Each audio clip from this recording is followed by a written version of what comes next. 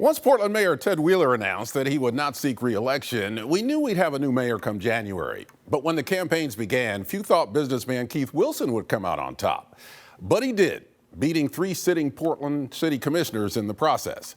The owner of Titan Freight Systems, an eco-friendly trucking company, and founder of the nonprofit Shelter Portland, campaigned with a focus on solving Portland's unsheltered homeless crisis. Mayor-elect Keith Wilson, welcome back to Eye on Northwest Politics, and congratulations. Thank you, Ken. I appreciate it. It's a great first program to begin this transition.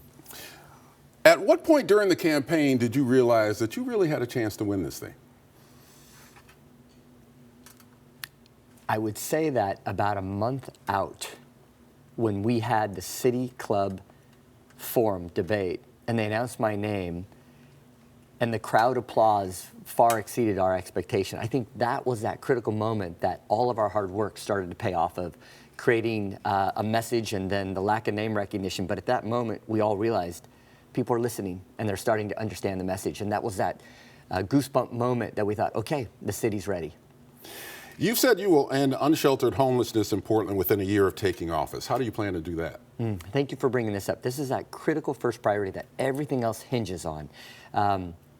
The suffering on our street is like quicksand. We can't move past it with thousands of our neighbors, our friends living on the street. We start by addressing this by setting up a network of nighttime emergency shelters. They're low cost and they're immediate. We take empty, repurposed assets at night to care for our community members. It's that first step in the continuum that's missing right now.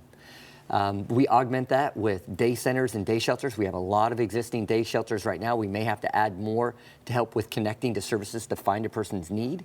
We enforce our community safety laws, allowing us to address, blatant illegal activity when it is, and we reduce all the encampments that may be fostering that.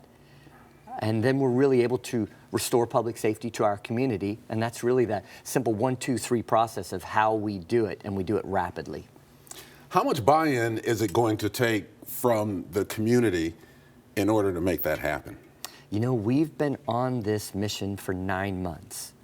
The election is a testament that the community is ready, the buy-in.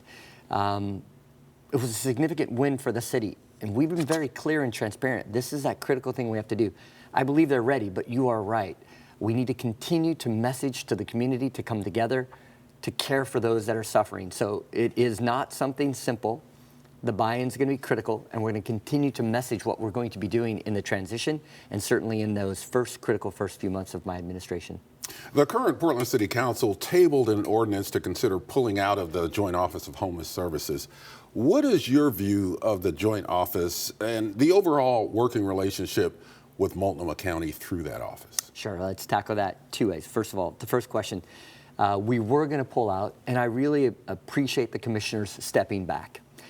We're in a crisis right now. We should not be in a room negotiating a contract. We need to be out on the street taking action, setting up the network of nighttime shelters to care for our community member. We can make discussion points while we're actioning to care for our community.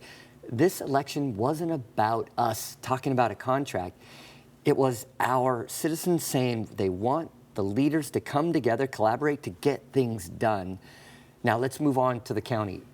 I have a great working relationship with Chair Vega Peterson. Let's get that relationship going and let's work together to care for our citizens, and let's do it within that first year. So I'm looking forward to the job. You co-founded a nonprofit called Shelter Portland, which already has nighttime community shelters. How many people are you serving, and how will that translate into what you're trying to do as mayor? Yeah, that's a great example. This past Sunday, our partnership opened a shelter, and there's 45 people that are being sheltered. There's only about 20 people in the shelter right now. There's still 25 empty beds. So it just shows you, build it and they will come, and we'll slowly ramp it up. So we know how to effectively open up these shelters. That's what Shelter Portland allowed us to do. Now, Shelter Portland on its own wasn't designed to end unsheltered homelessness. It was an opportunity for us to research, gather a team, create the roadmap, and now as mayor, we'll supercharge that and bring it to all 4 corners of our community to end unsheltered homelessness. What's your take on the rollout of the Deflection Center? It's a work in progress. Too early to call right now. On Tuesday, when we did the surge downtown for the election, we know that there were 15 Deflection Center people that were admitted. That's great. I think it's important, but I also want to say that I think what we need from a public safety official, because as mayor, that's my critical function, is we need a sobering center. We can't leave people on the street. We must rush to those and help. If we have people incapacitated, we need to be able to care for them. The Deflection Center is good to address open drug use because we cannot have that in our community. But in the same respects, Ken, we have to get going on a sobering center and rapidly set it up because we cannot have people on the street while we're walking by and normalizing that behavior. So it's a 1-2. I'm sad that we went to the Deflection Center first when we were moving clearly forward on a sobering center, but now let's get both up and let's get both effective and running quickly. Isn't that going to take strengthening that relationship between the city and the county? Because in terms of providing services, that's more the county's role than the city's. You would think so, but I've already begun the conversations with county. I've already begun the conversations with fire about setting up a field hospital. Portland Street Response has already, to some degree, agreed to be transport. We have the pieces. We need the leadership to bring them together. We want county to be at that table, but we set up our sobering center through the city 30 years ago. We've got the experience. We closed the Cheers transport. We closed our sobering center.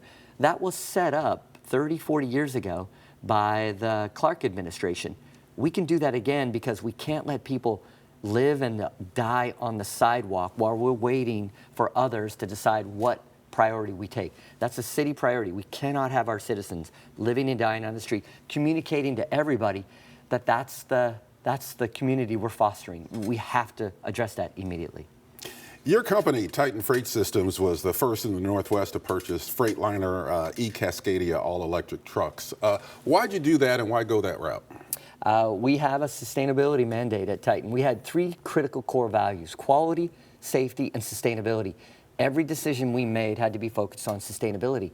We had a great working relationship with Freightliner, PGE, DEQ, and we all came together to say, let's do this hard work, and we were the launch customer.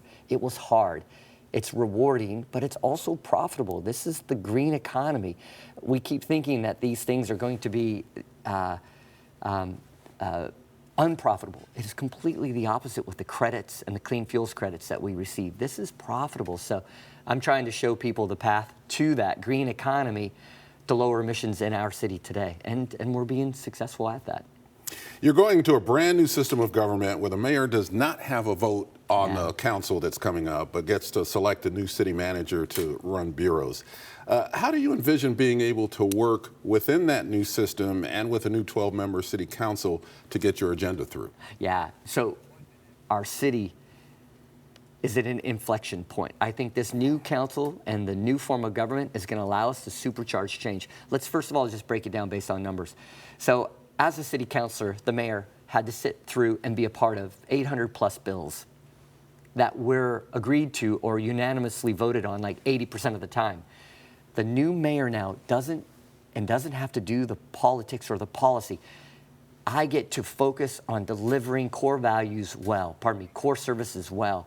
Get a focus on a high standards, high performing organization that's running complex 7 days a week. I get to focus on delivering the services that the citizens need. Now, I will collaborate with the council, listen to all of them, but when they work on their policies, I'll help explain to them how that's going to fit into the city.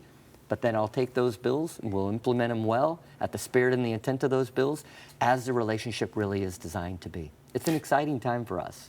And you said that, we said that you don't have a vote, but if there is a tie, then you get to be the tiebreaker as the mayor. You know, that's another really unique part of it. It has to be 7-5. I mean, it has to be a significant majority to pass these bills.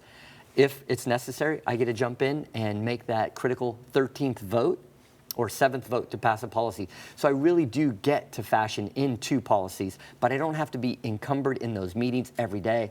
We get a chief executive, we get a mayor to just deliver the vision and the mission of the city in a succinct, clear manner.